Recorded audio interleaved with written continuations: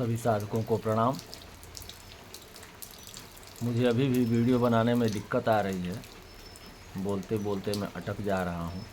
इसके लिए आप लोग क्षमा कीजिएगा, क्योंकि मुझे बोलने की आदत नहीं है और अक्सर व्यक्तिगत रूप से बैठकर वार्ता करने की आदत है। तो फ़ोन से, मोबाइल से बात करते हुए मुझे लग नहीं रहा है मैं किससे बात कर रहा हूँ। कुछ लोग कह रहे हैं कि आप इधर देख के बात करेंगे तो ठीक लगेगा, कभी कुछ लोग कह रहे हैं इधर देख के बात करेंगे तो ठीक लगेगा।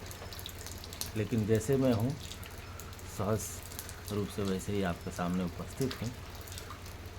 आज कोलकाता से एक प्रश्न आया है कि भक्ति योग, ज्ञान योग, कर्म योग और राजयोग में श्रेष्ठ कौन सा है। सभी मार्ग श्रेष्ठ हैं। पाने वाले, चलने वाले लोगों ने सभी मार्गों से अपने लक्ष्य को प्राप्त किया है। जिन लोगों ने चला है, जो सिर्फ उस पर चर्चा करते रहे हैं कि कौन सा मार्ग श्रेष्ठ है, किस मार्ग से चला जाए, इस पर चर्चा करने वाले लोग तो कुछ नहीं प्राप्त कर सके। लेकिन जो लोग चले हैं वे लोग भक्ति मार्ग से चलकर भी उसी लक्ष्य को प्राप्त किए हैं जिस लक्ष्य को योग मार्ग, राजयोग से चल कर के प्राप्त किया जा सकता है। जिस लक्ष्य को कर्म योग से प्राप्त किया जा सकता है, जिस लक्ष्य को ज्ञान योग से प्राप्त किया जा सकता है, उसी लक्ष्य को भक्ति योग से भी प्राप्त किया जा सकता है। यानी मार्ग सभी श्रेष्ठ हैं। आपको चलना होगा, किसी न किसी मार्ग को पकड़ के चलना होगा और अपने लक्ष्य को पाना होगा। लक्ष्य क्या है? लक्ष्य सिर्फ लौकिक नहीं, लक्ष्य पारलौकिक है। लक्ष्य सिर्फ सांसारिक नहीं, लक्ष्य आंतरिक है। अंतर जगत की उपलब्धि ही साधना का लक्ष्य होता है।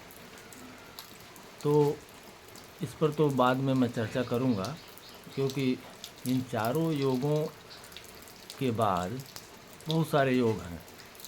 तो मैंने जिस योग को अपनाया था वो मैं आपको बता रहा हूँ, और उससे फिर मुझे क्या मिला और उससे मैंने लोगों के लिए क्या देने का प्रयास किया वो मैं बता रहा हूँ। और मैंने राजयोग और कर्म योग, ज्ञान योग और भक्ति योग के बारे में कुछ जाना ही नहीं था। मेरे साधना की जब शुरुआत हुई तो जप योग को ही सिर्फ मैं जानता था। जप करना, नाम जप करना, मंत्र जप करना, बस इतना ही मैं जानता था। जप की क्या प्रक्रिया होगी, जप किन किन स्तरों पे आपको कहाँ कहाँ ले जाता है। पहले जब शुरू करते हैं तो वाचिक से शुरू करते हैं, उपांशु होता है, उपांशु से फिर मानस होता है, मानस से फिर ध्यान में प्रवेश करते हैं। ये सब चीज़ें मैं जानता नहीं था। बस मैं ये जानता था कि भगवान के नाम के जप से आप अंतर जगत में प्रवेश कर सकते हैं या भगवान का साक्षात्कार कर सकते हैं। बातें दोनों एक ही हैं। जब आप साधना में जाएंगे तब पता चलेगा कि भगवान के नाम के जप से आत्म तत्व की उपलब्धि, भगवत साक्षात्कार दोनों समान बातें हैं। तो जप योग के द्वारा जो मुझे प्राप्त हुआ उसे मैंने महायोग नाम दिया था। महायोग में चारों योगों से कुछ अच्छी बातें, कुछ व्यावहारिक बातें जो हम अपने जीवन में उतार सकते हैं, जिसे लेकर चल सकते हैं, उन बातों को मैंने इकट्ठा किया था। और फिर मैंने अन्य साधकों से कहा था कि आप महायोग को अपनाएं, जिसमें भक्ति योग की भी कुछ अच्छी बातें, कुछ श्रेष्ठ बातें जो जिसे हम लेकर चल सकते हैं। जो कठिन थी उनको मैंने छोड़ दिया था, जो सहज और सरल थी, जो सब लोग लेके अपने जीवन में जिसे धारण कर सकते थे, उसमें से उस तरह की कुछ बातें मैंने उसमें से लेनी थी। और इस तरह मैंने महायोग का एक साधना पद्धति तैयार किया था। तो उसमें सारे चारों योग आ जाते हैं। चारों योग के बारे में मैं बताऊंगा, और ये बातें तब आएंगी जब मैं मस्त गीत की व्याख्या करूंगा। जब साधक एक ऐसी दशा में पहुंच जाता है जहां जगत के सारे दुखों को पार कर जाता है और हमेशा आनंद में रहने लगता है, सारी समस्याएं उसके कंधे तक ही रह जाती हैं, सिर पर चढ़ती ही नहीं हैं। जगत की सारी समस्याएं कंधे पर ही समाप्त हो जाती हैं, वो उसके सिर पे नहीं चढ़ती, सिर पे सिर्फ मस्ती चढ़ी रहती है। तो उस स्थिति में मस्त गीत मैंने लिखा था। तो मस्त गीत की जब मैं व्याख्या करूँगा तो ये सारे योगों की चर्चा होगी। पर अभी जैसा प्रश्न था कि इसमें श्रेष्ठ कौन है, तो मैं बता दूं कि ये चारों योग जो थे वो 4 प्रकार के लोगों के लिए बनाए गए थे। जैसे कुछ लोग ऐसे होते हैं जो बड़े ही भावुक होते हैं, बड़े ही प्रेमी स्वभाव के होते हैं, उनके लिए भक्ति योग अच्छा रहता है और वे लोग भक्ति योग से ही आंतरिक प्रगति कर सकते हैं और भगवत भक्ति के मार्ग पर चल सकते हैं, भगवत तत्व की प्राप्ति कर सकते हैं। लेकिन कुछ लोग ऐसे होते हैं जो बड़े ही बौद्धिक होते हैं, तर्क वितर्क करते हैं, शास्त्रों के हिसाब से कुछ जो देख रहे हैं उन सब चीज़ों को देख करके बहुत सारे तर्क वितर्कों में फंसे रहते हैं। उनके लिए ज्ञान योग दिया गया है। वो ज्ञान योग के मार्ग से चलेंगे तो शीघ्रता से वो अंतर जगत में प्रवेश कर जाएंगे और जगत की समस्याओं को पार कर जाएंगे। जो लोग ऐसे हैं जो कर्म को ही प्रमुखता देते हैं, कहते हैं कर्म ही करना श्रेष्ठ है, तो उनके लिए कर्म योग की व्याख्या की गई और उनके लिए कर्म योग का सिद्धांत दिया गया। वे कर्म योग के मार्ग से चलेंगे तो जल्दी से जल्दी उनका प्रवेश अंतर जगत में हो जाएगा। वे भी वहीं जाएंगे। योग तो सब में है ना, समान रूप से योग की प्राप्ति तो सबको होनी ही है। योग तत्व की प्राप्ति, चित्तवृत्ति का निरोध होना ही होना है और समाधि में जाना ही जाना है, चाहे अब भक्ति योग से जाएं या फिर राजयोग से जाएं। भक्ति योग से आप देखें, अगर रामचरितमानस आपने पढ़ा होगा तो भक्ति योग में तो चित्तवृत्तियों के निरोध की एक बड़ी अच्छी अवस्था लिखी गई है। कहा गया है कि जब माता सीता से भरत जी मिलते हैं तो वहाँ पे एक चौपाई लिखी गई है कि भक्ति योग से कैसे चित्तवृत्तियों का निरोध हो जाता है, वो बताया गया उसमें। कहा गया को किछु कहें न को किछु पूछा। भरत जी माता सीता का पैर छूते हैं, चरण स्पर्श करते हैं और दोनों एक दूसरे को देखते हैं और वहाँ ऐसी दशा हो जाती है कि को किछु कहें न को किछु पूछा। न तो कोई कुछ कह रहा है न कोई कुछ पूछ रहा है। प्रेम भरा मन निज गति छूछा। मन की दशा, मन की जो वृत्तियां हैं, मन की जो चंचलता है, चित्त की जो वृत्तियां हैं वो कहाँ चली गई हैं? वो शून्य हो गई हैं। क्यों? क्योंकि मन प्रेम से भर गया है। प्रेम भरा मन निज गति छूछा।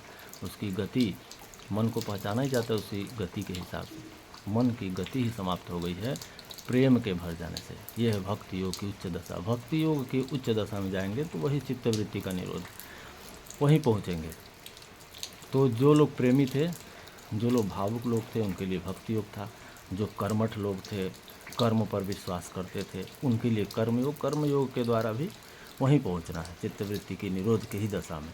तो कर्म योग की जब व्याख्या होगी तो मैं बताऊंगा कि कर्म योग किया कैसे जाता है। ज्ञान योग बौद्धिक लोगों के लिए था, जो लोग बौद्धिक विश्लेषण में फंसे रहते हैं, बुद्धि से भगवान को जानना चाह रहे हैं, उनके लिए ज्ञान योग था।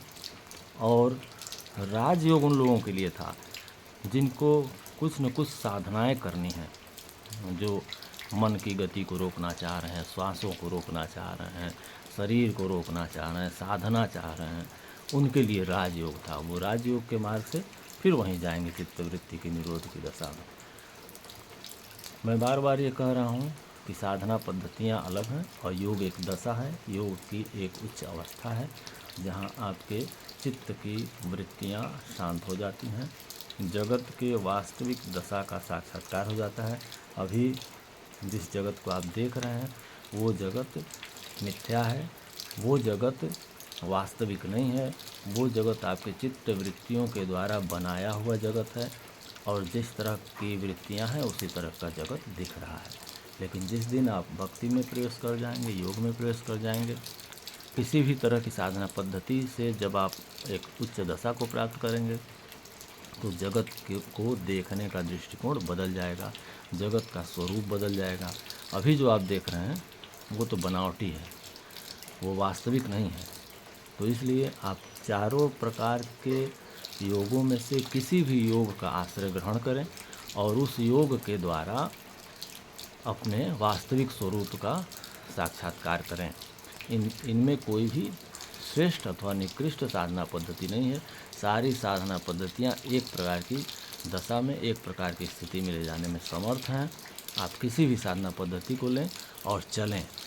चलने से मिलता है, न कि बातें करने से। मार्ग के बारे में बात करने से लक्ष्य नहीं मिलता है। किसी भी मार्ग का आश्रय ग्रहण करें। कभी कभी कोई कठिन मार्ग भी मिल जाते हैं, लेकिन जिनको लक्ष्य पाना होता है वो चल ही देते हैं। मार्गों के बारे में पूछने का बस इतना ही है कि जब आपको भूख लगी हो तो भोजन की क्वालिटी, भोजन के प्रकार, ये सब आप नहीं पूछते हैं। आपको बस कुछ भी खाने को मिल जाए, फल मिलेगा वो भी खा लेंगे, दाल चावल मिलेगा वो भी खा लेंगे। आपको उस समय भोजन की आवश्यकता होती है। जब भूख लगी होती है तब आप ये नहीं पूछते हैं कि कौन सा भोजन श्रेष्ठ है, कौन सा भोजन किया जाए। भोजन के क्वालिटी, प्रकार, उसकी श्रेष्ठता, निकृष्टता पर विचार तब नहीं होता है जब आपको भूख लगी होती है। जब आप मुमुक्षु हैं, जब आप मोक्ष प्राप्ति के अभिलाषी हैं, तो साधना के भिन्न भिन्न मार्गों की व्याख्या में नहीं पढ़ते हैं। जब आप मुमुक्षु हैं तो आपको कोई भी एक साधना पद्धति मिल जाए तो आप उस साधना पद्धति पर चलना शुरू करते हैं और अपने लक्ष्य को प्राप्त हैं, अपनी मुमुक्षुता को मिटाने का प्रयास करते हैं। बिल्कुल उसी तरह जैसे एक भूखा आदमी को कुछ मिल जाए तो वो खाकर पहले भूख मिटाने का प्रयास करेगा। क्वालिटी पर चर्चा बाद में होगी। तो इसी प्रकार से आप चारों योगों को समझें। मैं जो बताने वाला था, जो मैं बताना चाह रहा था चारों योगों के बारे में, तो उसको मैं अगले वीडियो में बताऊंगा कि इन चारों योगों में से कुछ बातें ले करके मैंने इकट्ठा किया था और उसको महायोग नाम दिया था, और उस महायोग पर अगले वीडियो में मैं चर्चा करूंगा। आज के लिए बस इतना ही। आप सभी लोगों का बहुत बहुत धन्यवाद। आप लोग अगर देखते रहेंगे तो कुछ न कुछ वीडियो ऐसे बनते रहेंगे। सभी साधकों को प्रणाम। हर हर महादेव।